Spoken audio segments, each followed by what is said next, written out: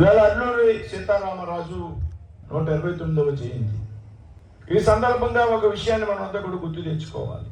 అల్లూరి సీతారామరాజు ఒకప్పుడు మన ప్రాంతానికి చెందినటువంటి స్వాతంత్ర సమరయోధుడిగా మాత్రమే మిగిలిపోయాడు. అల్లూరి సీతారామరాజుకి ఈ 3-4 జిల్లాల్లో తప్పించి ఆంధ్ర రాష్ట్రంలో కూడా మిగతా ప్రాంతాలకు వెళ్ళినప్పుడు సీతారామరాజు గురించి పెద్దగా గుర్తింపు లేదు. అల్లూరి సీతారామరాజు నిజమైనటువంటి స్వాతంత్ర పోరాట యోధుడు. అల్లూరి సీతారామరాజు 26 ఏళ్ల వయసులోనే తన జీవితాన్ని ఈ దేశం కోసం త్యాగం చేసినటువంటి త్యాగజీవి. కాకపోతే చరిత్ర పుటల్లో అల్లూరి సీతారామరాజుకి లభించాల్సినటువంటి గుర్తింపు లభించలేదు. ఆయన ఖ్యాతి ప్రఖ్యాతులు కొంతవరకు మాత్రమే పరిమితమయ్యాయి. ఆ సందర్భంలో కేంద్రంలో ఉన్నటువంటి నరేంద్ర మోడీ గారు ఆలోచించారు, చరిత్రలో చాలా సత్యాలు దాచివేయబడ్డాయి. చాలా మంది సమరయోధులు కానటువంటి వ్యక్తులు ఆ రోజుల్లో పాలకుల కారణంగా సమరయోధులుగా కీర్తించబడ్డారు.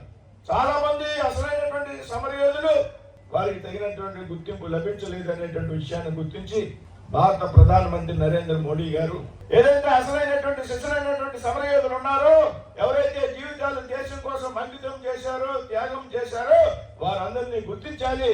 స్వాతంత్రం వచ్చినటువంటి 70 సంవత్సరాలు అయినటువంటి సందర్భంలో ఆజాదీ కా అమృత్ మహోత్సవం అనేటువంటి కార్యక్రమాన్ని తీసుకుని కిషన్ రెడ్డి గారి సాంస్కృతిక శాఖ మంత్రిగా ఉంటే భీమవరంలో 30 అడుగుల కాంస్య విగ్రహాన్ని నెలకొల్పితే సాక్షాత్ దేశ ప్రధానమంత్రి నరేంద్ర మోడీ గారు భీమవరం వచ్చి ఆయన విగ్రహాన్ని ఆవిష్కరించిన రోజున అల్లూరి సీతారామరాజు దేశవ్యాప్తంగా కీర్తించబడ్డాడు.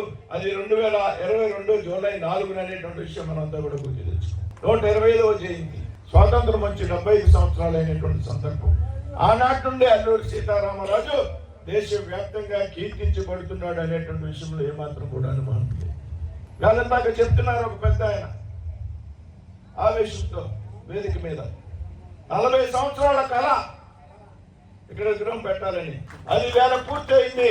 మా అందరికీ చాలా సంతోషంగా ఉందనే విషయాన్ని ఆయన చెప్తుంటే చాలా ఆనందం.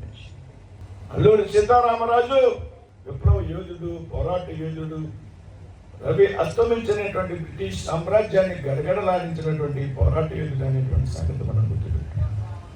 ఆడుకునే వయసులో, చదువుకునే వయసులో దేశం గురించి ఆలోచించినటువంటి, ఆయన భవిష్యత్తు గురించి ఆలోచన చేయాలి, దేశం గురించి ఆలోచన చేసినటువంటి చిన్న కుటుంబంలో పుట్టి ఏదైతే బ్రిటిష్ వారి కబంధ హస్తాల్లో ఉన్నటువంటి భారతదేశాన్ని, తల్లి మాతకే బ్రిటిష్ వారి కబంధ హస్తాల నుండి విముక్తి కలిగించాలి, బ్రిటిష్ వారి సంఖ్యల నుండి విముక్తి కలిగించాలి అనేటువంటి ఒక లక్ష్యంతో అడవుల్లోకి పోయి గిరిజనులతో కలిపి బ్రిటిష్ వారితో పోరాటం చేసినటువంటి వ్యక్తి మనందరికీ కూడా స్ఫూర్తిదాయకం. ఈ దేశంలోనే కాదు, ప్రపంచంలో కూడా అంత చిన్న వయసులో అడవుల్లోకి వెళ్లి గిరిజనులతో కలిపి పోరాటం చేసినటువంటి వ్యక్తి అల్లూరి సీతారామరాజు తప్పించి మరొక వ్యక్తి లేడు అనేటువంటి విషయం వాస్తవం. గిరిజనుల హక్కుల కోసం పోరాటం చేశారు. పోటీ వ్యవసాయం అంటాం. ఇవాళ మనం కూడా ట్రైబల్ ఏరియాలో పోటీ వ్యవసాయం, ట్రైబల్ ఏరియాలో గిరిజన ప్రాంతాల్లో అడవుల్లో పండేటువంటి ప్రతి ఒక్క పంట మీద ఆ ప్రాంతంలో నివసించేటువంటి గిరిజనులకు హక్కు ఉంటుంది. ఈనాడు కూడా ఉన్నది. అది ఏదైతే బ్రిటిష్ వారు మద్రాస్ ఫారెస్ట్ యాక్ట్ పేరుతో పోటీ వ్యవసాయాన్ని రద్దు చేసి గిరిజనులు కూడా అటు ప్రాంతాల నుండి బయటికి పంపేయాలనేటువంటి ఆలోచన చేసినప్పుడు గిరిజనులకు అండగా ఉన్నాడు. వారితో కలిపి ఉద్యమం చేసి అల్లూరి సీతారామరాజు కేవలం విప్లవ కారుడే కాదు, ఆయనలో అనేక కోణాలు ఉన్నాయనేటువంటి విషయం కూడా మనంతా కూడా గమనించాలి. ఆయన ఒక యోగి, ఒక గాంధేయవాది అనేటువంటి విషయం కూడా గుర్తించి తపస్సు చేశాడు. ఆ రోజుల్లో సంస్కృతం నేర్చుకున్నాడు. ఆయన సన్యాసం స్వీకరించాడు. గాంధేయవాది, ఒక విప్లవ కాలంలో గాంధేయ తత్వం కూడా ఉన్నది. ఏదైతే గాంధీజీ పిలుపు ఉన్నదో ఆ పిలుపును స్వీకరించి అడవుల్లో ఉన్నటువంటి గిరిజనులతో మద్యం మాన్పించి అదంతా కూడా చేనేత నేత వస్త్రాలను ధరించాలని వారందరినీ కూడా మార్చినటువంటి వ్యక్తి అల్లూరి సీతారామరాజు. కేవలం 20 సంవత్సరాలు, 19 సంవత్సరాల వయసులో ఎంత అవగాహన ఉన్నటువంటి వ్యక్తి దేశం మీద. రంప తిరుగుబాటు చేశాడు, పోలీస్ స్టేషన్ మీద దాడి చేశాడు. చింతపల్లి కానివ్వండి, కేడీపేట కానివ్వండి, రాజభవన్ కానివ్వండి, పోలీస్ స్టేషన్ మీద దాడి చేసి వారు ఆయుధాలు తెచ్చి వారితోనే యుద్ధం చేసినటువంటి గనుడు అల్లూరి సీతారామరాజు. ఈ పోలీస్ స్టేషన్ మీద దాడి చేసినటువంటి సందర్భంలో కూడా అదలు చూసి దాడి చేయలే శత్రువుల మీద.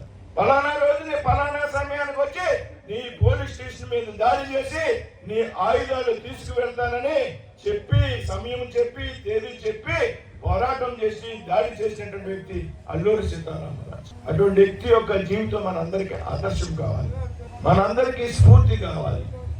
అల్లూరిలో ఉన్నటువంటి దేశభక్తి మనందరికీ ఉండాలనేటువంటి విషయాన్ని కూడా ఈ సందర్భంగా మనం గుర్తు తెచ్చుకోవాలి. ఈ విధంగా విగ్రహాలు ఆవిష్కరించడం ఒక మంచి కార్యక్రమం. ఈ విధంగా వర్ధంతులు జయంతులు జరపడం కూడా ఒక మంచి సాంప్రదాయం. అయితే మనంతా కూడా ఇక్కడ ఒక విషయాన్ని గుర్తు పెట్టుకోవాల్సినటువంటి బాధ్యత ఉన్నది అనేటువంటి విషయాన్ని సందర్భంగా చెప్తున్నాం.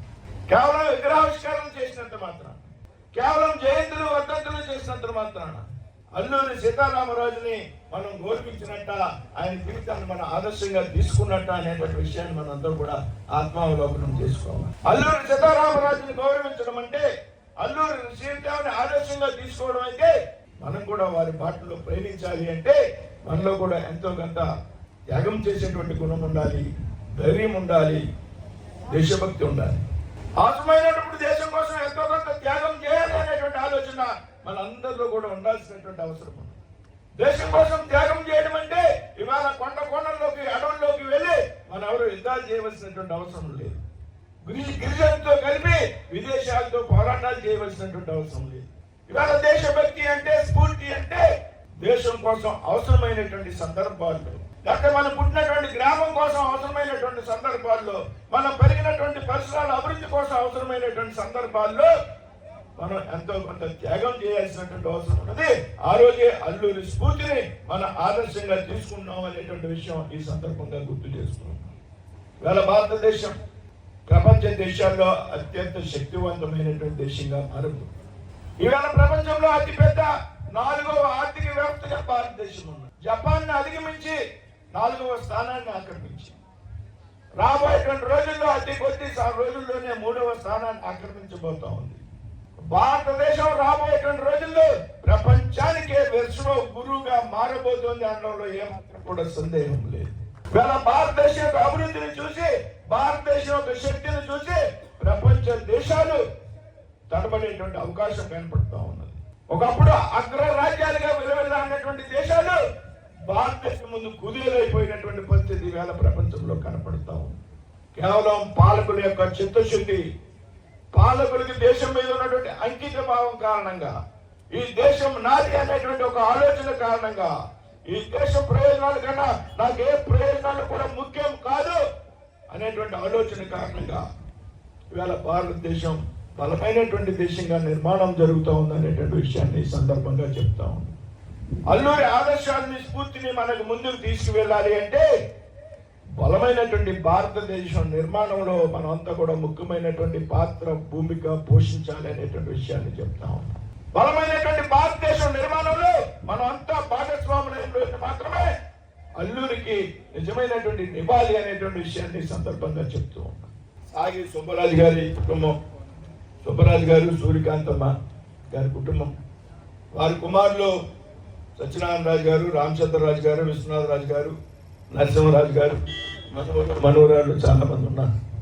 ఇటువంటి మంచి కార్యక్రమాన్ని శ్రీకారం చుట్టినందుకు ఆ కుటుంబంలో ప్రతి ఒక్క వ్యక్తిని కూడా పేరు పేరున అభినందిస్తున్నాం.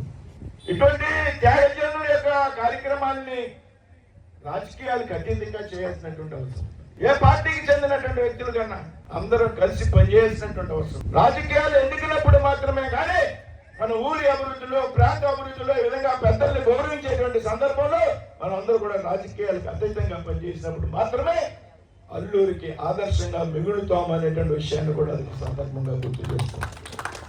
అల్లూరి క్షత్రియ సమాజం కోసం పాటుపడలే. అల్లూరి క్షత్రియులు మాత్రమే గౌరవించబడినటువంటి వ్యక్తి కాదు. అల్లూరి యావత్ భారతీయులతో గౌరవించదగ్గ వ్యక్తి అనేటువంటి విషయాన్ని మనం గుర్తుపెట్టుకోవాలి. అల్లూరి క్షత్రియుడు కావచ్చు కానీ ఈ క్షత్రియుడు భారతదేశం స్వాతంత్రం కోసం పోరాటం చేశాడు.